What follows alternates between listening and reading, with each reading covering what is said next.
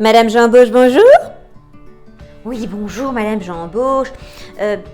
Ma grand-mère qui a 97 ans, disons qu'elle a des difficultés maintenant à vivre.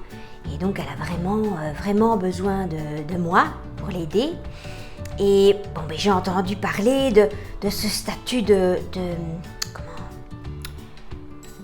aidant proche.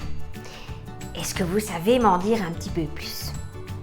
Ah oui, aidant proche, oui, bien sûr, je vais vous donner toutes les informations parce que bon, faut se serrer les coudes entre femmes qui font don de soi. Les aidants proches qui fournissent les soins les plus lourds bénéficient enfin, depuis octobre 2019, de l'accès à un congé spécifique. La ministre de Bloch reconnaît enfin que les personnes qui s'occupent d'un proche en leur fournissant des soins très lourds mettent de côté leur vie personnelle et professionnelle. Mais attention, dans la pratique, ce congé n'est pas encore applicable car il manque des arrêtés royaux. Dès que ceux-ci seront signés et applicables, eh bien, les aidants proches pourront alors bénéficier de ce congé si leur statut d'aidant proche est reconnu. La loi définit le statut de l'aidant proche comme ceci. L'aidant proche est la personne qui apporte une aide et un soutien continu ou régulier à la personne aidée.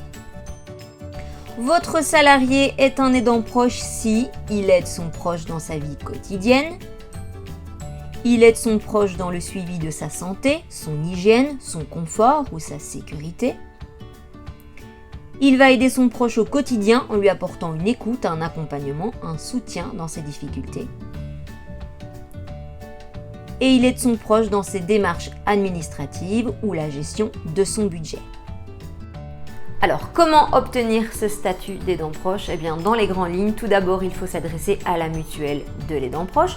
Et puis, il faut avoir l'accord de la personne aidée ou de son représentant légal. Il faut aussi savoir que cette activité ne peut pas s'exercer de manière professionnelle, donc contre rémunération, mais doit se faire gratuitement et en collaboration avec au moins un professionnel. Il existe une protection contre le licenciement puisqu'il s'agit d'un congé thématique. Cette protection débute à la date de la demande écrite et se termine 3 mois après la date de fin de ce congé thématique. Vous ne pouvez donc pas licencier votre travailleur durant toute cette période de protection, sauf pour motif grave ou pour un motif étranger à ce congé thématique. Si vous ne respectez pas cela, eh bien vous encourez une sanction de 6 mois de rémunération.